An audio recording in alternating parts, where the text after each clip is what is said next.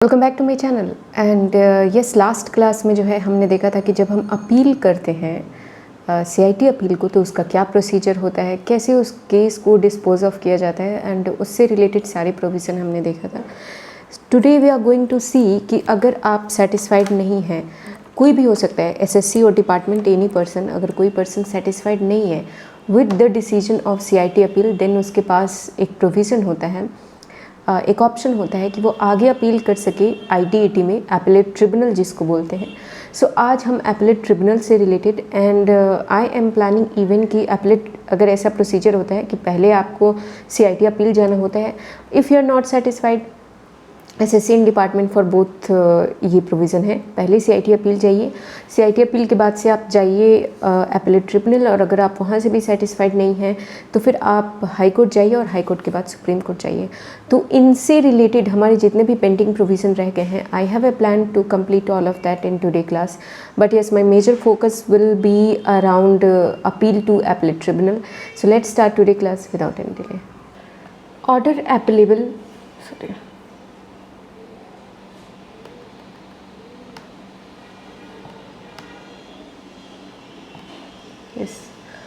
Order appealable before appellate tribunal section 253। अभी देखो, शुरू करने से पहले मैं आपको कुछ चीज़ें बता दूं। जैसे मैंने कहा कि आपके पास एक नॉर्मल प्रोविज़न होता है जहां पे अगर आप सीआईटी अपील के डिसीजन से सेटिस्फाइड नहीं है, then you can appeal to appellate tribunal. But एक और चीज़ होती है वहाँ पे, वो ये कि कई बार आपने देखा होगा बहुत सारे एपेलेट ट्रिब्यूनल के पास direct, not through CIT appeal, but direct कुछ ऐसे भी अपीलेबल केसेस आते हैं जहाँ पे सीआईटी अपील इन्वॉल्व नहीं है। जैसे कि मैंने आपको बताया था कि अगर आप डिस्प्यूट रेजोल्यूशन पैनल वाले मेथड को अपना रहे हैं तो फिर आप सीआईटी अपील में अपील नहीं कर सकते, फिर आपको डीआरपी के प्रोसीजर को कम्प्लीटली ऑप्ट करना पड़ेगा। और अगर डीआरपी के डिसीजन से आप सेटिस्फाइड नहीं हो पाते हैं ना, देन आपके पास ऑप्शन रहता है, क्या ऑप्शन, कि आप आईटीएटी में जा सकते हैं। तो यहाँ पे हम उन केसेस को भी कवर करने वाले हैं जो अपार्ट फ्रॉम सीआईटी अपील, अलग से भी कुछ केसेस जो आईटीएटी के पास आते हैं उनको भी कवर करने वाले हैं।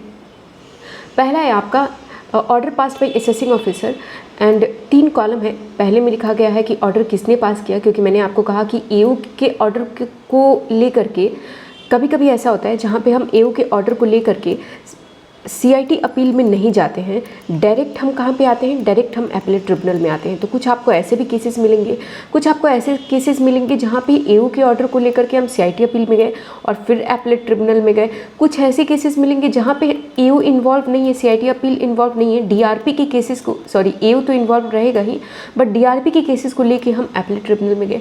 सो ऐसे कई सारे केसेस आएंगे। सो लेट्स स्टार्ट फर्स्ट पॉइंट। पहला है आपका एओ ने कुछ ऑर्डर पास किया है, किससे रिलेटेड, सेक्शन 115VZC सबसेक्शन 1। ये होता है सेक्शन, आपका डील करता है टनेज टैक्सेशन से। अगर टनेज टैक्सेशन में किसी रीजन से असेसिंग ऑफिसर ने आपको ऑप्शन अवेलेबल करने की परमिशन नहीं दी, तो फिर आपके पास ऑप्शन है कि आप उस ऑर्डर के अगेंस्ट अपील कर सकते हैं। कहाँ पे, आईटीएटी में अपील कर सकते हैं। दूसरा 143(3), और ये ऑर्डर अभी ध्यान रखना कि ये ऑर्डर जो पास किया है, जिस ऑर्डर को लेकर के हम जा रहे हैं आईटीएटी में, ये ऑर्डर पास किया है एओ ने। तो एओ ने ऑर्डर पास किया 143(3) या 147 में, an order passed by assessing officer in pursuance of direct resolution panel और an order passed under section 154 in respect of such order. जैसे मैंने आपको बताया कि डीआरपी के एओ के पास, एओ के बाद हम गए डीआरपी में, और डीआरपी के बाद से अगर हम सेटिस्फाइड नहीं हो पाए डीआरपी के डिसीजन से, देन हमारे पास ऑप्शन है कि हम एपेलेट ट्रिब्यूनल में 143(3) स्क्रूटनी असेसमेंट और इनकम स्कीपिंग असेसमेंट दोनों सेक्शन के लिए आईटीएटी में अपील कर सकते हैं। या फिर 154 अगर उसका हुआ है, इन सेक्शन का अगर 154 हुआ है, रेक्टिफिकेशन हुआ है, और उस रेक्टिफिकेशन से अगर आप सेटिस्फाइड नहीं है तो भी आपके पास ऑप्शन है कि आप आईटीएटी में अपील कर सकते हैं। नेक्स्ट है 143(3), 147, an order of assessment passed by AO with the approval of principal commissioner or commissioner as referred to in section 144BA subsection 12, where tax consequences has been determined under the provision of chapter 10A relating to general anti avoidance rule। ये आपका कहलाता है general anti avoidance rule, गार। अगर गार से related कोई decision है जो कि एओ ने पास किया है, एक गार का पूरा बहुत ही अलग प्रोविज़न होता है जो कि हम आगे देखेंगे। तो अगर गार से रिलेटेड कोई प्रोविज़न हुए जो कि एक ऑर्डर जो कि एओ ने पास किया है, और अगर आप इन केस सेटिस्फाइड नहीं होते हैं, then you have an option to appeal directly to ITAP rather than going to CIT appeal. अब नेक्स्ट पॉइंट है हमारा, यहाँ पे डील करता है कि ये सारे ऑर्डर जो है ये किसने पास किए, सीआईटी अपील ने पास किए। और इन ऑर्डर से अगर आप सेटिस्फाइड नहीं है, अग्रीव्ड है, then you can move to where, then you can move to ITAT. पहला ऑर्डर है ऑर्डर अंडर सेक्शन 250। 250 मैंने आपको बताया था लास्ट क्लास में, 250 deals with the order passed by CIT appeal. CIT appeal के किसी भी ऑर्डर से अगर आप अग्रीव्ड हैं, then you can move to ITAT. यहाँ पे यही लिखा हुआ है, order of the commissioner appeal disposing of that appeal. अगर कुछ ऐसी अपील है जो कि कमिश्नर अपील ने, सीआईटी अपील ने डिस्पोज ऑफ किया, but you are not satisfied, then you can move to ITAT. 270A ये डील करता है आपका पेनल्टी से for under reporting and misreporting of income. अगर कोई ऑर्डर आपके पास आया है, पेनल्टी का ऑर्डर आया है, ऐसे सीआईटी अपील का ऑर्डर है which is related to under reporting and misreporting of income, और उस पर पेनल्टी लगी हुई है, और अगर आप उससे सेटिस्फाइड नहीं हैं तो फिर आप किसके पास जा सकते हैं, आईटीएटी के पास जा सकते हैं। 271A order imposing penalty for failure to keep maintain और retain books of account document etcetera. आपको पता होगा कि इनकम टैक्स में प्रोविज़न है कि आपको एक सर्टेन ईयर तक अपना बुक्स ऑफ अकाउंट मेंटेन करना होता है। अगर आप वो मेंटेन नहीं किए और असेसिंग ऑफिसर ने सीआईटी अपील ने उससे रिलेटेड जो है, नॉन मेंटेनेंस से रिलेटेड अगर आपके ऊपर कुछ पेनल्टी लगा दी, अगर आप उस पेनल्टी से सेटिस्फाइड नहीं है, अगर आप उससे रिलेटेड फर्दर अपील करना चाहते हैं, then you can move to ITAT. 271J order imposing penalty for furnishing incorrect information in any report or certificate by an accountant, merchant banker और registered valuer। सपोज करो अगर कोई सर्टिफिकेट, बहुत सारे certificate जो है ना, आपको पता होगा सीए भी बहुत से सर्टिफिकेट इशू करते हैं, 15 CACB। तो अगर कोई सर्टिफिकेट इशू हुआ है by whom, by merchant banker, registered valuer, by an accountant, यहाँ पे चार्टर्ड अकाउंटेंट भी मेंशन है, तो अगर इन लोगों ने कोई सर्टिफिकेट इशू किया है और इन सर्टिफिकेट से आप इन सर्टिफिकेट में कुछ रॉन्ग इन्फॉर्मेशन है और उस इनकरेक्ट इन्फॉर्मेशन के लिए अगर आपके पास कोई पेनल्टी लगती है और ये पेनल्टी जो है सीआईटी अपील के थ्रू रूट होकर के आ रही है, आप सेटिस्फाइड नहीं हैं, then you can move to where, ITAT. I hope I understood this point. 272A order imposing penalty for failure to answer question, sign statement, furnish information, return और statement, allow inspection etcetera.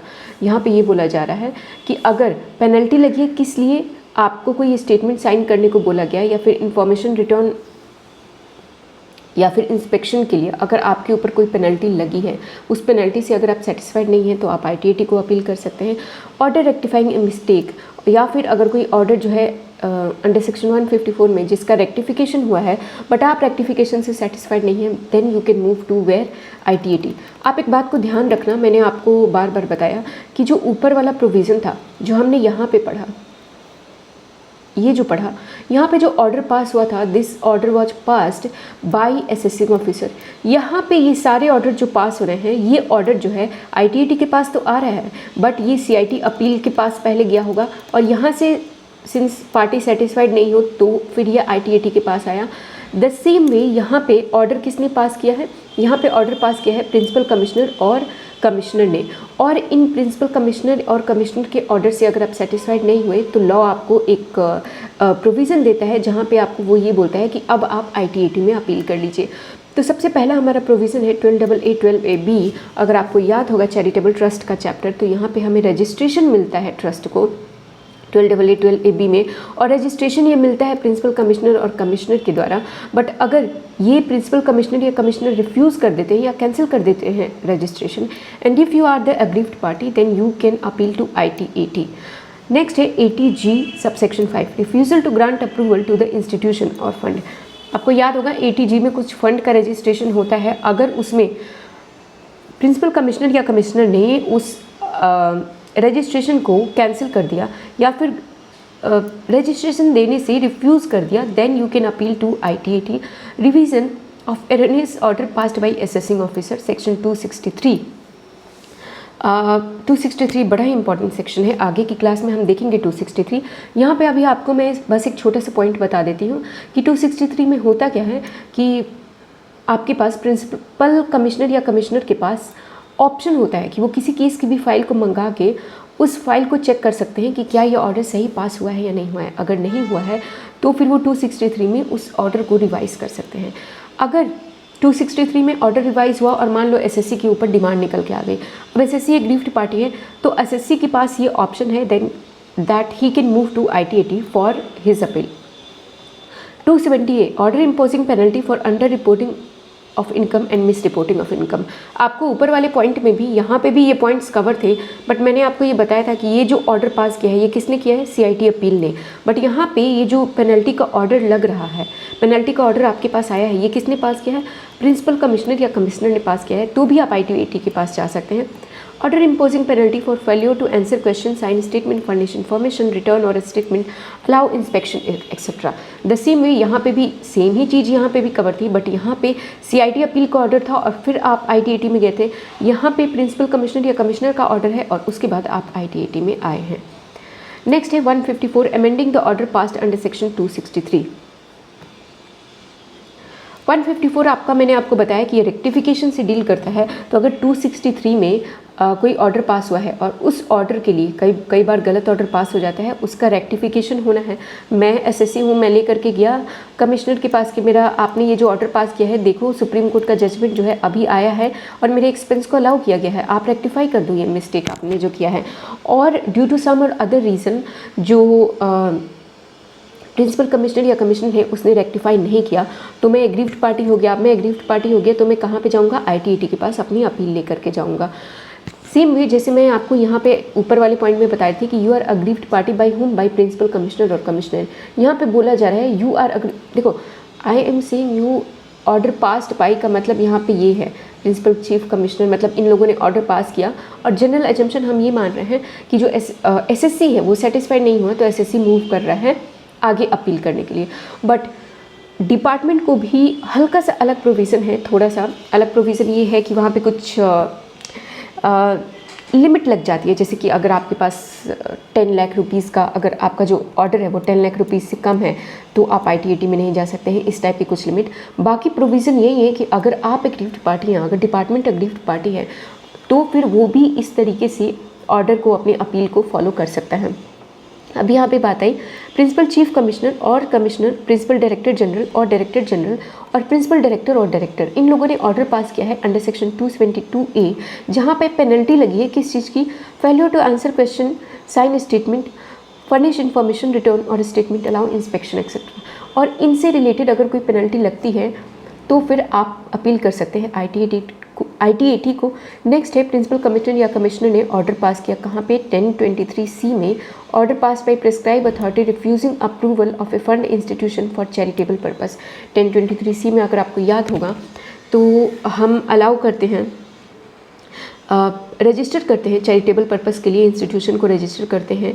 But अगर institution के register को हमने approval grant नहीं किया या फिर cancel कर दिया तो उसके लिए भी आप ITAT में अपील कर सकते हैं।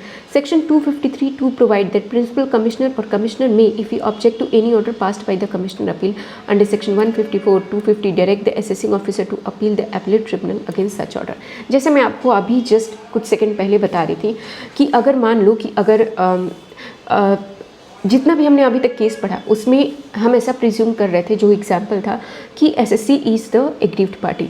बट यहाँ पे ये बोला जा रहा है कि अगर प्रोवाइड दैट 253 सबसेक्शन 2 जो है वो बोलता है कि अगर प्रिंसिपल कमिश्नर या कमिश्नर, मान लो कि CIT अपील ने अपना एक ऑर्डर पास किया, जो ऑर्डर जो है SSC के फेवर में आ गया।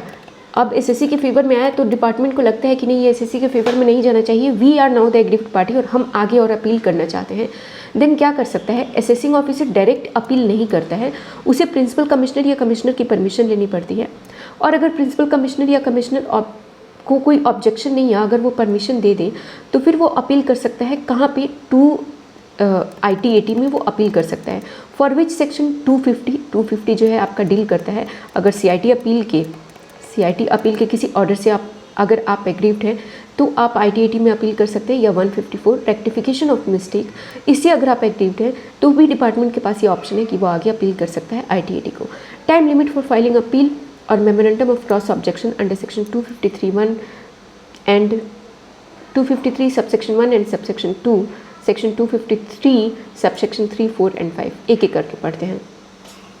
प्रोविज़न क्या है यहाँ पे कि देखो, एपीलेट ट्रिब्यूनल के पास आया, every appeal to the appellate tribunal has to be filed within 60 days from the date on which the order sought to appealed against is communicated to the SSC or principal commissioner or commissioner as the case may be। देखो यहाँ पे SSC लिखा हुआ है और department के side में जो है असेसिंग ऑफिसर नहीं लिखा हुआ है, यहाँ पे प्रिंसिपल कमिश्नर और कमिश्नर लिखा हुआ है। क्यों लिखा हुआ है?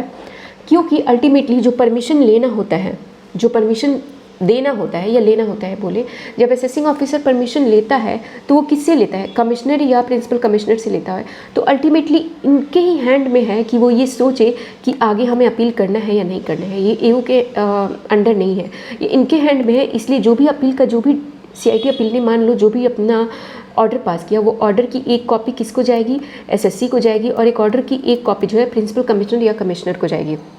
अब इन लोगों को अगर लगता है कि आगे अपील करना चाहिए तो ये एओ को डायरेक्ट करेंगे कि जाओ आप आगे अपील करो आईटीएटी में। तो यहाँ पे ये बोला जा रहा है कि जब भी आपको ऑर्डर की कॉपी मिली, एसएससी के लिए और डिपार्टमेंट के लिए, दोनों के लिए बोला जा रहा है, एसएससी के लिए एसएससी को और डिपार्टमेंट के लिए कमिश्नर या प्रिंसिपल कमिश्नर को बोला जा रहा है कि जब भी आपको ऑर्डर की कॉपी मिली उसके 60 डेज़ के अंदर जो है आप आईटीएटी में अपील फाइल कर देना। On receipt of note, second point है, further on receipt of notice that appeal against order of commissioner appeal has been preferred by AO or the SSC as the case may be, other party can file the memorandum of cross objection within 30 days of receipt of notice against any part of order of commissioner appeal. The appellate tribunal has to dispose of the memorandum of cross objection as if it were an appeal filed within the given time limit. Let's understand this. यहाँ पे आपको ये बोला जा रहा है कि आपके पास 60 दिन है। सपोज़ करो कि मैं एसएससी हूँ और I am the active party, मेरे पास 60 डेज़ हैं। लेट्स टेक एन एग्जांपल, बहुत ज़्यादा कैलकुलेशन पे मत जाना, कि मेरे पास 30 अप्रैल को ऑर्डर आया। अब मेरे पास 60 दिन है, 31 प्लस ये हो गया आपका 31 मई, और फिर जून में जो है हमारा 29 जून। इस दिन का टाइम लिमिट है, मुझे अपना अपील फाइल कर देना है। मान लो मैंने 29 जून को अपना जो है 29 जून को जो है मैं जाता हूँ कहाँ पे, ऑर्डर अपना मेमोरेंडम 29 जून को मैंने आईटीएटी में अपील फाइल कर दिया। मैंने अपना 60 डेज़ का टाइम लिमिट यहाँ पे कंप्लीट कर लिया एंड विद इन 60 डेज़ 29 जून को मैंने आईटीएटी में अपील फाइल कर दिया। अब बोला जा रहा है जो अदर पार्टी है, अदर पार्टी मतलब यहाँ पे हो गया डिपार्टमेंट। अब डिपार्टमेंट के पास ये इन्फॉर्मेशन जाता है कि देखो आपके अगेंस्ट जो है एसएससी ने अपील फाइल की है। अब डिपार्टमेंट के पास मान लो ये इन्फॉर्मेशन चला गया 29 जून को ही, सपोज़ करो कि हम मान लेते हैं कि 29 जून को ही इन्फॉर्मेशन चला गया, तो डिपार्टमेंट के पास 30 दिन का टाइम लिमिट है कि जब वो उसको ये, अच्छा 30 जून को मान लेते हैं कि 30 जून को इन्फॉर्मेशन गया, तो हम 30 जून के बाद प्लस कर दो 30 डेज़, मतलब 30 जुलाई तक जो है टाइम लिमिट है डिपार्टमेंट के पास कि अब डिपार्टमेंट जो है जो अपील फाइल हुई है आईटीएटी में उसके अगेंस्ट जो अपील फाइल होती है उसको बोलते हैं मेमोरेंडम ऑफ क्रॉस ऑब्जेक्शन। अब डिपार्टमेंट जो है वो विद इन 30 डेज़ क्या फाइल करेगा, मेमोरेंडम ऑफ क्रॉस ऑब्जेक्शन, और इसको एपलेट ट्रिब्यूनल ऐसे डिस्पोज ऑफ करेगा जैसे कि ये एक टाइप का अपील ही हो। ये कोई memorandum of cross objection lightly नहीं लिया जाएगा, this is a kind of appeal only, और इसका डिस्पोज ऑफ ऐसे ही होगा जैसे कि ये एक अपील हो।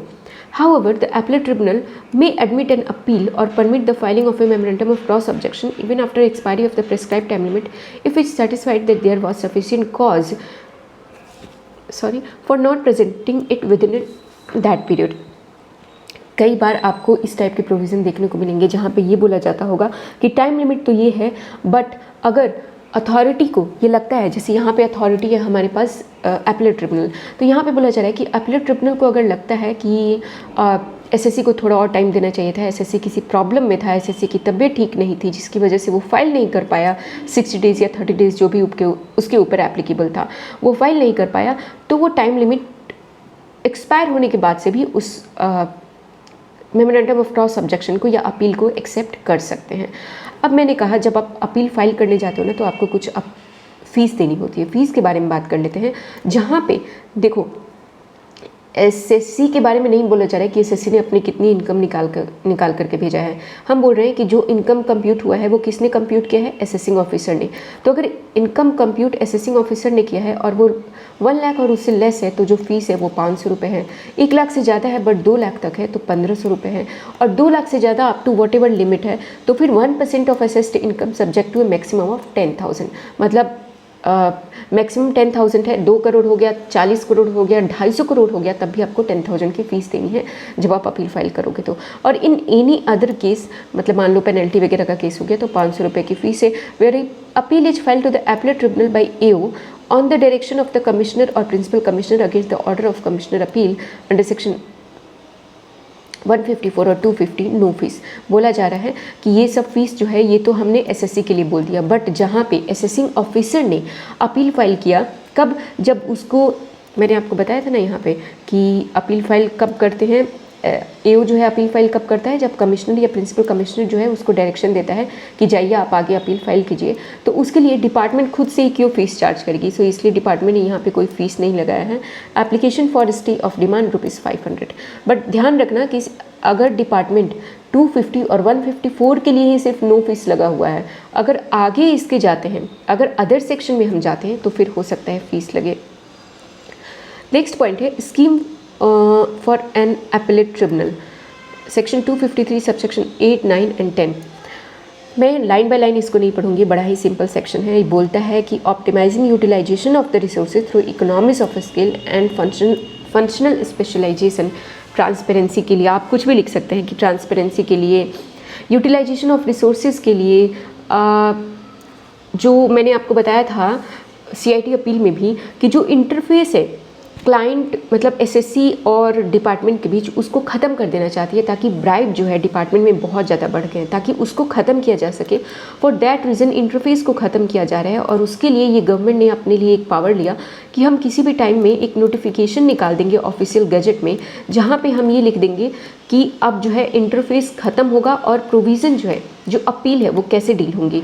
तो यहाँ पे भी बस कुछ नहीं, यही लिखा गया है कि प्रॉपर यूटिलाइजेशन ऑफ रिसोर्सेज के लिए, इकोनॉमिक्स ऑफ स्केल के लिए सेंट्रल गवर्नमेंट के पास पावर है कि क्या पावर है कि वो ऑफिशियल गैजेट में एक नोटिफिकेशन निकाल दे और would not apply and would apply with such exception modification and adaptation. कुछ चेंज हो जाएगा जिससे कि जो इंटरफेस है वो ख़त्म हो जाएगा।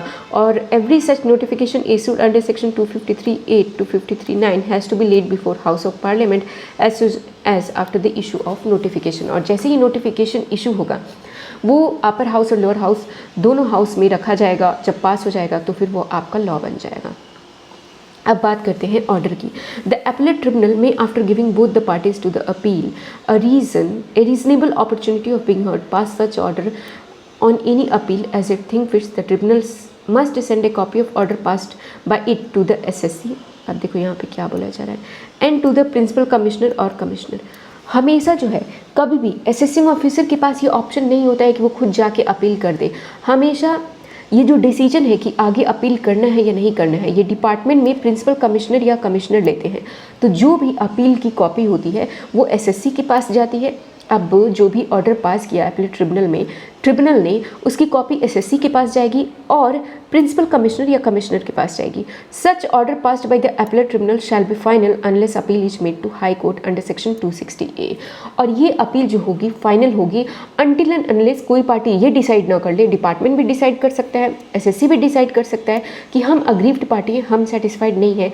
अब आगे हम, मैंने आपको बताया ना अपीलेट ट्रिब्यूनल के बाद अब आपको सीधे हाई कोर्ट जाना होता है, तो यहाँ पे अब हम आगे 260E में हाई कोर्ट में अपील करेंगे। नेक्स्ट पॉइंट है अपीलेट ट्रिब्यूनल में at any time within 6 months from the end of the month in which order is passed with a view to rectify any mistake apparent from record amend any order passed by it. However, if the mistake is brought to its notice by the SSC or AO, the tribunal is bound to rectify the same. In case where the amendment has the effect of enhancing the assessment or reducing a refund or otherwise increasing the liability of the SSC, the tribunal shall not pass any order of the amendment unless it has given notice to the SSC of its intention to do so and has allowed him a reasonable opportunity of being heard. देखो बोला क्या जाए, मान लो कि order pass हो गया, ठीक है, आपको ये समझ में आ गया कि ऑर्डर अपीलेट ट्रिब्यूनल ने, ITAT ने, मैंने आपको बोला कि ऑर्डर 1 पास कर दिया। अब ऑर्डर पास कर दिया, ऑर्डर पास करने के 2 महीने के बाद एक सुप्रीम कोर्ट का ऑर्डर आता है जहाँ पे एक कोई पर्टिकुलर एक्सपेंस था जो कि डिसअलाउ हो गया था, यहाँ पे वो एक्सपेंस यहाँ पे अलाउ हो जाता है। अब एसएससी ये देखता है, ITAT चाहे तो बाय सुओ मोटो भी कर सकता है। ऐसा नहीं कि एसएससी खुद लेकर के आएगा तभी ही करना होगा, नो। सुओ मोटो अगर ITAT को खुद लगता है, कुछ दिन बाद रियलाइज़ होता है कि नहीं ये मैंने ऑर्डर गलत पास कर दिया था, तो वो खुद भी पास कर सकता है। अगर एसएससी ने नोटिस किया कि ये तो एक्सपेंस अलाउ हो गया है, तो वो इस एक्सपेंस को लेकर के ITAT के पास जा सकता है और बोल सकता है कि देखिए आपने मेरा डिसअलाउ कर दिया था, बट ये एक्सपेंस सुप्रीम कोर्ट ने अलाउ कर दिया है, so please rectify your mistake and मुझे एक नया ऑर्डर पास करके दीजिए। या फिर सपोज करो कि एक कोई पर्टिकुलर एक्सपेंस ITAT ने अलाउ कर दिया था, बट एक्चुअली में आगे सुप्रीम कोर्ट का जजमेंट आता है जिसमें ये बोला जाता है कि दिस इज डिसअलाउ। तो यहाँ पे अब असेसिंग ऑफिसर के पास भी ऑप्शन है कि वो रेक्टिफाई ऑफ दिस मिस्टेक करने को कह सकता है ITAT को और बोल सकता है कि आप इस अपने मिस्टेक को रेक्टिफाई कीजिए। सुप्रीम कोर्ट ने इस ऑर्डर को जो है, इस एक्सपेंस को जो है डिसअलाउ कर दिया है, आप भी इसे डिसअलाउ कर दीजिए और नया ऑर्डर पास कर दीजिए। मैंने कहा कि चलो ये प्रोविज़न नॉर्मल प्रोविज़न है। मैंने कहा कि अब इस वाले केस में आते हैं जहाँ पे EU लेकर के गया है। जब EU लेकर के जाएगा ITAT के पास तो इसका मतलब ये हुआ कि अब SSC की लायबिलिटी बढ़ेगी, कहीं ना कहीं पे उसको टैक्स का डिमांड निकल के आएगा। तो जब भी ऐसा होगा तो फिर ITAT को एक reasonable opportunity of being heard देना पड़ेगा। उसके बिना वो ब्लाइंड ऐसे नहीं पास कर सकता कि हाँ ठीक है सुप्रीम कोर्ट का जजमेंट आया है, अब आओ मैं इस जजमेंट के बेसिस पे पास कर देता हूँ। नहीं, उसे भी सुनने का मौका दीजिए। हो सकता है आप ये समझ रहे हो कि दोनों केस सेम हो, बट SSC का केस थोड़ा सा डिफर कर रहा है, 0.1% ही डिफर कर रहा है। तो पहले अपॉर्चुनिटी ऑफ बीइंग हर्ड मिलेगा एंड देन उसके बाद से ITAT अपना रेक्टिफिकेशन ऑफ मिस्टेक पास करेगा। Fees for rectification of mistake shall be accrued by a fee of rupees 50, 50 रुपये लगता है। Time limit in every appeal the appellate tribunal where it is possible may hear and decide such appeal within a period of 4 years from the end of the financial year in which such appeal is filed। appellate tribunal के पास काफ़ी, देखो आप खुद ही समझो कि जो ये court कचहरी के चक्कर होते हैं, क्यों लोग नहीं पढ़ना चाहते हैं, बिकॉज देखो आपको एक छोटा सा appellate ट्रिब्यूनल को 4 साल का टाइम लिमिट दिया जा रहा है एक छोटे से केस को डिसाइड करने के लिए, कि आपके पास 4 साल का टाइम लिमिट है। जिस ईयर में ये केस फाइल हुआ वहाँ से लेकर के आपके पास उसके एंड में आ जाइए, वहाँ से लेकर के नहीं। जैसे 22-23 में फाइल हुआ तो कम टू द 31 मार्च 23 और वहाँ से आपके पास 4 साल है, मतलब 24, 25, 26 एंड 27। एक अथॉरिटी को 4 साल का टाइम लिमिट हम दे रहे हैं कि आप 4 साल में अपना ऑर्डर पास करिए। तो फिर अभी सोचिए हाई कोर्ट सुप्रीम कोर्ट में कितना टाइम लगता होगा और इस तरीके से एक केस को डिसाइड होने में कितना टाइम लग जाता होगा। Under Section 254, Subsection 2A, the appellate tribunal can grant stay of demand of tax which can extend only up to 180 days from the date of granting such stay, subject to the condition that the SSC deposit not less than 20% of the amount of tax, interest, fee, penalty or any other sum payable under the provision of this tax or furnish security of an equal amount in respect thereof। देखो simple सी बात है, मैंने आपको एक provision बताया था, if you remember this, और नहीं remember then go and revise the class. Provision में मैंने आपको ये बताया था कि जब आप अपील करते हैं तो आपको ये भी बताया जाता है कि आपके पास जो भी ड्यूज़ है, I think so last to last class में बताया था मैंने, कि जो भी आपकी ड्यूज़ है वो आप क्लियर करके तब आप अपील फाइल करने आइए। मैंने कहा कि असेसिंग ऑफिसर ने मेरा 50 लाख का डिमांड निकाल दिया था और CIT अपील ने वो बढ़ा के मेरा 70 लाख कर दिया। अब मैं ITAT में जा रहा हूँ, मैं कह रहा हूँ भाई मैं इतना 70 लाख रुपीज़ में पे ही नहीं कर सकता, मैं रिक्वेस्ट कर रहा हूँ कि ये जो मेरा डिमांड निकल के आया है आप उस पर स्टे लगाइए। कल को अगर आप फाइनल कर देंगे और मैं भी एग्री कर जाता हूँ तो मैं पे कर दूँगा, बट अभी मेरे पास ये 70 लाख पे करने के पैसे नहीं हैं, या फिर वॉट एवर रीज़न वो रिक्वेस्ट कर सकता है एपीलेट ट्रिब्यूनल से कि क्या कर दे, स्टे ऑफ डिमांड उसे ग्रांट कर दे। SSC जो है रिक्वेस्ट कर सकता है किस चीज़ के लिए, कि स्टे ऑफ डिमांड ग्रांट कर दे, which can extend up to 180 days. कितने दिनों के लिए? 180 डेज़ के लिए, 180 दिन के लिए। मतलब आप एक चीज़ को ध्यान रखो कि 180 दिन में अगर ये केस डिस्पोज ऑफ नहीं हुआ, वैसे तो यहाँ पे 4 साल का टाइम लिमिट दिया हुआ है कि 4 साल का टाइम लिमिट है और 4 साल में आप अपना ये जो आपके पास प्रोसीडिंग आई है इसको कंप्लीट कर देना, ऑर्डर पास कर देना। बट यहाँ पे ये बोला जा रहा है कि जब आप स्टे ऑफ डिमांड की बात करेंगे तो वो आपके पास टाइम लिमिट सिर्फ 180 दिन है।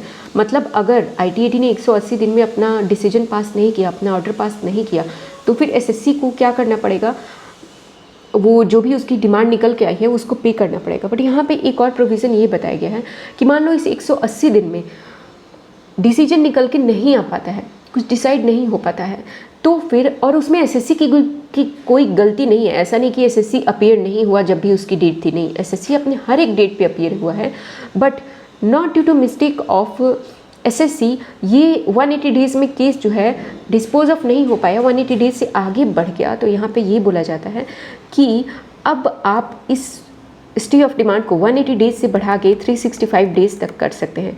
बट ये 365 दिन से ज़्यादा नहीं हो सकता। अब ऐसा नहीं कि आपने ये 365 डेज़ में अगर डिमांड जो है अगर केस को डिस्पोज ऑफ नहीं किया तो हम आगे और टाइम लिमिट देंगे, बोलते नहीं। इसके बाद से अगर केस चलता है, डिसाइड नहीं हो पाता, तो फिर स्टे ऑफ डिमांड हट जाएगा और एसएससी को जो है अपना पूरा जो भी लायबिलिटी है वो पे करना पड़ेगा। बट ये स्टे ऑफ डिमांड ग्रांट करने के लिए एक और कंडीशन लगाते हैं कि एटलीस्ट 20% ऑफ टैक्स इंटरेस्ट फ़ी जो है, मान लो 100 रुपये हैं, 100 रुपीज़ अगर मेरी लायबिलिटी निकल के आती है तो बोल रहे 20 रुपये जमा कर देना, बाकी 80 रुपये पे हम स्टे ऑफ डिमांड लगा देंगे। यहाँ पे आपका वो 365 डेज़ का प्रोविज़न लिखा हुआ है, 365 डेज़। जहाँ पे ज़रूरत नहीं है मैं कुछ तो जल्दी पढ़ाऊँगी। यस, 365 डेज़ में नहीं होता है तो वो वैकेट हो जाएगा जो स्टे ऑफ डिमांड है। Expiry of such period even if the delay is disposing of the appeal is not attributable to the assessee की कोई गलती नहीं है, स्टिल जो स्टे ऑफ डिमांड है वो वैकेट हो जाएगा और आप जो है अथॉरिटी एसएससी को जो है अब वो पे करना पड़ेगा demand. Final authority on facts, देखो जो भी हमारे पास क्वेश्चंस आते हैं, जैसे कि जो भी अपील होता है वो अपील होता है दो चीज़ों पे, question of law, question of fact. Question of law आपका ये हो सकता है कि whether this is covered under section, कोई भी मैं एक एग्जांपल ले लेती हूँ कि this is covered under section 45 और नॉट, ये क्वेश्चन ऑफ लॉ हो गया। क्वेश्चन ऑफ फैक्ट कि ये जो आपका ट्रेड पेबल है वो ट्रेड पेबल अगर आपका एक्चुअल ट्रेड पेबल है या नहीं, ये क्वेश्चन ऑफ फैक्ट हो गया कि आपको फैक्ट के ऊपर अपना डिसीजन देना है कि सच में ये ट्रेड पेबल जो हम इतना दिखा रहे हैं या ट्रेड रिसीवेबल हम इतना दिखा रहे हैं वो सच में मेरा है इतना या नहीं। सो ये क्वेश्चन ऑफ फैक्ट हो गया।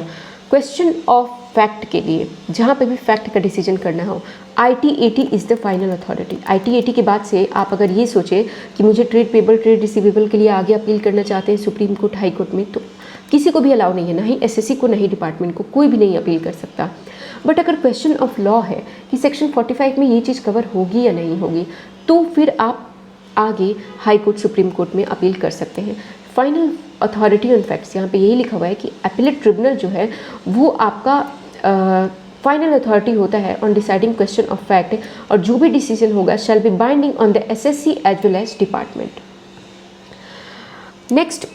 नेक्स्ट पॉइंट है हमारा बेंचेस से रिलेटेड। यहाँ पे ये बोला जाता है कि जब मैं आपको बोलती हूँ अपीलेट ट्रिब्यूनल या फिर tribunal is not a single person, ये हमेशा बेंच होती है। जो डिसीजन होता है 3 लोगों का बेंच होता है। और समटाइम्स ऐसा होता है कि जब 50 लाख से कम का मतलब जो लिटिगेशन है उस पर जो डिस्प्यूट है वो लेस देन 50 लाख है, तो 50 लाख से कम कोई एक पर्सन हो सकता है। बट अदरवाइज ये 3 लोगों का अपीलेट ट्रिब्यूनल का मतलब हो गया कि 3 लोगों का बेंच होता है। और मेजॉरिटी जो भी 2 अपीलेट ट्रिब्यूनल ये बोलते कि मैं इस पर अग्री करता हूँ, उसी पे आपका फाइनल ऑर्डर बन के आता है। बट सपोज़ करो कि okay, let's line by line पढ़ते हैं, अदरवाइज आपको बहुत बल्कि लगने लगेगा। Section 255 subsection 1 provide that power and function of appellate tribunal may be exercise and discharge by benches. मैंने आपको बताया कि बेंच होती है ये, constituted by president of appellate tribunal amongst the member thereof. एक प्रेसिडेंट होता है अपीलेट ट्रिब्यूनल का जो कि डिफरेंट बेंचेस बनाते हैं और ये बेंचेस ही डिसाइड करते हैं केसेस को। Benches should normally consist of judicial member and 1 accountant member. मैंने आपको कहा 3 लोग होते हैं वैसे तो एक बेंच में, बट इन 3 लोगों में एटलीस्ट हम ये ध्यान देते हैं कि एक जुडिशियल मेंबर हो और एक अकाउंटेंट मेंबर हो। Okay, however 255 subsection 3 provide for constitution of a single member bench and A special bench.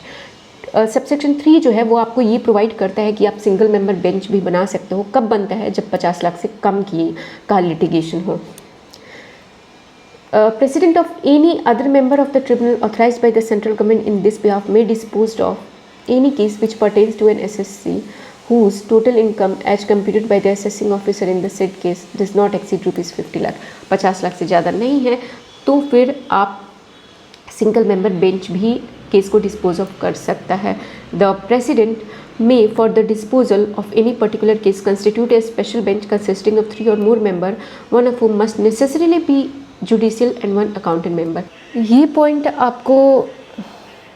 आपको सिर्फ इतनी सी बात बोलता है, जैसे मैंने आपको एक जनरल प्रोविज़न बताया कि जनरली 3 मेंबर का बेंच होता है, बट समटाइम्स अगर 50 लाख से कम है तो लिटिगेशन अमाउंट अगर 50 लाख से कम है तो फिर एक मेंबर भी हो सकते हैं। यहाँ पे बोला जा रहा है कि अगर ज़रूरत पड़े तो 3 या उससे ज़्यादा मेंबर भी हो सकते हैं, बट एक बात इंश्योर करना पड़ेगा, वो ये कि एक जुडिशियल मेंबर हो, at least 1 judicial member and 1 accountant member. अब जब मैं आपको पॉइंट डिस्कस करा रही थी कि मैं मेंबर डिफर इन ओपिनियन, तो सपोज़ करो कि 3 लोग हैं, ठीक है, अब मेजॉरिटी आ गई तो नो प्रॉब्लम, बट अगर 3 से ज़्यादा लोग हैं, 4 लोग हैं, तो 2 लोग यस बोल रहे हैं, 2 लोग नो बोल रहे हैं, अब डिसीजन तो हो नहीं पाया, तो फिर ये जो केस है जिस पॉइंट पे मान लो 4 पॉइंट थे, 3 पॉइंट तो डिसाइड हो गए मेजॉरिटी से, जो भी यस नो होना था, एक पॉइंट पे ऐसा है कि जहाँ पे 2 लोग यस है 2 लोग नो है, यहाँ पे डिसीजन नहीं हो पाया, देन व्हाट हैपेंस कि ये जो पॉइंट है ये दूसरे बेंच को चला जाता है। इस बेंच में मान लो 3 लोग हैं, अब यहाँ पे 2 लोगों ने यस बोल दिया और एक ने नो बोल दिया, ठीक, तो यहाँ पे 2 लोग यस बोल रहे थे, यहाँ पे 2 लोग यस, यहाँ पे 4 लोगों ने यस बोला है और ये 2 लोग थे, और यहाँ पे ये 1 लोग, 3 लोगों ने नो बोला है। तो अब टोटल मिला के हम देखते हैं कि टोटल मिला के मेजॉरिटी क्या कह रही है। फर्स्ट बेंच जो थी और जो सेकंड बेंच जहाँ पे फर्दर केस को ट्रांसफ़र किया गया, उसको भी मिला के हम देखते हैं कि वहाँ पे मेजॉरिटी क्या कह रही है, और यहाँ पे मेजॉरिटी आ गई 4 लोगों की, तो अब जो है फेवर जो है येस में चला जाएगा। I hope you understood this point. एक बार पॉइंट भी आपको मैं पढ़ के बता देती हूँ। Yes, if the member of bench differ in opinion on any point shall be decided according to the opinion of the majority. If there is majority, however, if the member are equally divided, जो मैंने आपको बात बताया कि 2 लोगों ने yes no बोल दिया, they should state the point on which they differ. चारों पॉइंट नहीं जाएंगे आगे, सिर्फ एक पॉइंट जहाँ पे इक्वल हो गया था वो पॉइंट आगे जाएगा। And case shall be referred by the president of the tribunal for hearing on such point by one or more of the other member of the tribunal. एक दूसरे मेंबर को जाता है या फिर एक मेंबर को भी जा सकता है, 2 मेंबर, 3 मेंबर या किसी बेंच को भी जाता है। Then such point shall be decided according to the opinion of the majority of the member of the tribunal who have heard the case including those who have first heard. और यहाँ पे उसके बाद से मेजॉरिटी डिसाइड होगा, ये वाली भी इसको भी कंसिडर किया जाएगा और इसको भी कंसिडर किया जाएगा, और दोनों को मिला के देखा जाएगा कि मेजॉरिटी क्या कह रही है। आगे बढ़ते हैं regulating power. The appellate tribunal is empowered to regulate its own procedure and the procedure of its benches in all matter arising out of the exercise of its power, of the discharge of its function, including the places at which the bench shall hold their sitting. The tribunal is vested with all the power which are exercised by income tax authority under section 131 for the purpose of discharging its function. Any proceeding before the appellate tribunal shall be deemed to be a judicial proceeding for the purpose of Income Tax Act, and the Indian IPC and the appellate tribunal and that appellate tribunal shall be deemed to be the civil court for all the purpose of Income Tax Act and the Code of Criminal Procedure 1898. कुछ खास नहीं, ये point बहुत ही general सा point है जहाँ पे आपको ये बोला जा रहा है कि 131 के सारे पॉइंट जो हैं, जैसे कि बुक्स मंगा लिया या फिर हम आपको समन कर सकते हैं, ये सारे जो राइट्स है ये सारे ITAT को भी मिले हुए हैं। कोड ऑफ क्रिमिनल प्रोसीजर के भी कुछ लॉ जो है यहाँ पे अप्लाई होंगे और इनकम टैक्स एक्ट का भी होगा। Scheme of disposing of appeal, Section 255 subsection 7 empower the central government to make a scheme by notification in the official gazette for the purpose of disposal of appeal by appellate tribunal so as to impart greater efficiency, eliminating the interface between the appellate tribunal and all the parties. Okay, I'm not going to read it. मैंने आपको ऊपर वाले point में बताया ना कि यहाँ पे गवर्नमेंट ने सिर्फ अपने आप को राइट दिलवाया था कि पहले हम अपने आप को लॉ में ये राइट दिलवा देते हैं कि जहाँ पे भी जब भी हम चाहें, ये पॉइंट कि जब भी हम चाहें दिस वन कि जब भी हम चाहें यूटिलाइजेशन के लिए, इकोनॉमिक्स ऑफ स्केल के लिए और यूटिलाइजेशन ऑफ रिसोर्सेज के लिए, कि अगर हम चाहें तो ऑफिशियल गजट में एक नोटिफिकेशन निकाल देंगे और वो लोअर हाउस अपर हाउस दोनों में जाएगा, और जब वो पास हो जाएगा वो लॉ बन जाएगा, और फिर जो अपील होगी वो उस तरीके से डिस्पोज होगी। और यहाँ पे जो है, यहाँ पे ये कह रहे हैं कि हमने निकाल दिया है scheme for disposal of appeal 255 subsection 7, 8 and 9। ये बस यही बोल रहे हैं कि utilisation of resources, economics of scale के लिए ऑफिशियल गैजेट में directly the stating provision of income tax act would not apply और वुड अप्लाई, कुछ को एप्लीकेबल करवाएंगे कुछ को नहीं करवाएंगे, और दोनों हाउस ऑफ पार्लियामेंट के पास रखे जाएंगे। अब यहाँ पे जो है आपका जो भी एपीलेट ट्रिब्यूनल से रिलेटेड जो प्रोविज़न था दैट हैज़ एंडेड। अब हम बढ़ते हैं section 260A and 260B appeal to high court. पहला पॉइंट है आपका appeal shall lie to high court from every order passed in appeal by the appellate tribunal if the high court is satisfied that the case involved is substantial question of law। कि high court में जो appeal जाती है वो सारी appeal नहीं जाती, अगर क्वेश्चन ऑफ लॉ है तो वो वहीं पे ख़त्म हो जाए, क्वेश्चन ऑफ फैक्ट है तो वो appellate tribunal is the last deciding authority, और क्वेश्चन ऑफ लॉ है तो आप हाई कोर्ट में जा सकते हैं। प्रिंसिपल चीफ कमिश्नर और प्रिंसिपल कमिश्नर और कमिश्नर और an SSC aggrieved by order passed by the appellate tribunal may file an appeal to high court under this section. मैंने आपको कहा ना, AO के पास डायरेक्ट राइट नहीं होता है, उसे परमिशन लेनी पड़ती है जो ये डिसीजन है कि हम आगे अपील करेंगे या नहीं। That basically lies with the chief commissioner, मतलब कमिश्नर के पास ही लाई करती है, प्रिंसिपल चीफ कमिश्नर के पास, चीफ कमिश्नर के पास, प्रिंसिपल कमिश्नर के पास या फिर कमिश्नर के पास। एक फॉर्म होता है मेमोरेंडम ऑफ अपील का, जिसमें आप जिसको आप फाइल करते हैं तब आप अपील अपना शुरू करते हैं, प्रोसीडिंग शुरू होती है। Time limit for file appeal, the appeal shall be filed within 120 days from the date on which the order appeal against is received by SSC or the principal chief commissioner or chief commissioner or principal commissioner or commissioner। यहाँ पे ये बोला जा रहा है कि जैसे appellate tribunal में आपको मैंने बताया था कि एक टाइम लिमिट कि 60 डेज़ का आपके पास टाइम लिमिट होता है कि जब आपके पास CIT अपील से आपके पास ऑर्डर आ गया, चाहे आप SSC हो या फिर आप प्रिंसिपल कमिश्नर या कमिश्नर हो, तो इन दोनों के पास राइट था कि आगे वो डिसाइड करे कि ITAT में जाना है या नहीं। तो जब भी आपके पास ऑर्डर आता है उसके 60 डेज़ के अंदर आप डिसाइड कर लेना और अपील फाइल कर देना। यहाँ पे बोला जा रहा है कि जब ऑर्डर आया तो 120 डेज़ के अंदर, चाहे आप SSC हो या डिपार्टमेंट के साइड से आप प्रिंसिपल कमिश्नर हो, चीफ कमिश्नर हो या फिर प्रिंसिपल चीफ कमिश्नर हो, आप विद इन 120 डेज़ जो है आप अपील फाइल कर देना। Matter on which appeal can be heard, मैंने आपको बताया कि अपील जो है only if the question of law उस पर ही हर्ड की जाती है, उसके अलावा क्वेश्चन ऑफ फैक्ट पे नहीं होगी। The appeal shall only be heard only on the question formulated, however the respondent shall at the hearing of appeal be allowed to argue that case does not involve such question. Further the court shall also have power to hear the appeal on any substantial question of law not formulated by it if it is satisfied that the case involves such question. However, such power shall be exercised by the court only after recording the reason of hearing such other question. Okay, question of law मैंने आपको बताया, यहाँ पे ये बोल रहा है कि मैंने बोला कि सेक्शन 45 पे जो है कुछ झगड़ा चल रहा है कि इसमें इंक्लूड होना चाहिए कि नहीं होना चाहिए, whether it is on some case. एक मैं फिक्टिशियस एग्जांपल ले रही हूँ कि whether this is included covered under section 45 और नॉट, क्या ये हमारा PGBP के इनकम में आएगा या नहीं आएगा। सपोज करो इस टाइप का क्वेश्चन एक क्वेश्चन ऑफ लॉ है, इस पे हम लेकर के गए, मान लो कि मैंने कुछ ऐसा इनकम है जो कि हम बोल रहे हैं कि नहीं ये मेरा PGBP नहीं है, मेरा रेंटल इनकम है, और डिपार्टमेंट ये कह रहा है कि नहीं आपका PGBP इनकम है। अब इस बात पे झगड़ा हुआ और मैं और डिपार्टमेंट दोनों ही हाई कोर्ट पहुंच चुके हैं। Now this is a question of law, ये आपको समझ में आ रहा है।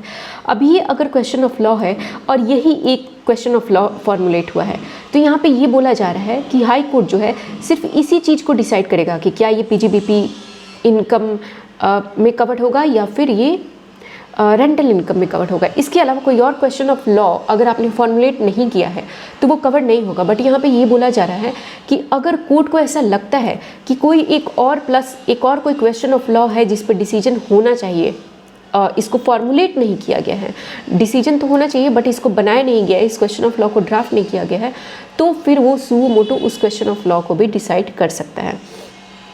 मतलब आपका ये कि हाई कोर्ट के पास इतना टाइम नहीं होता कि आपकी पूरी कहानी बैठ के सुने, वो आपको सिर्फ मैंने कहा फैक्ट तो पहले ही डिसाइड हो जाते हैं, ख़त्म हो जाते हैं ITAT तक।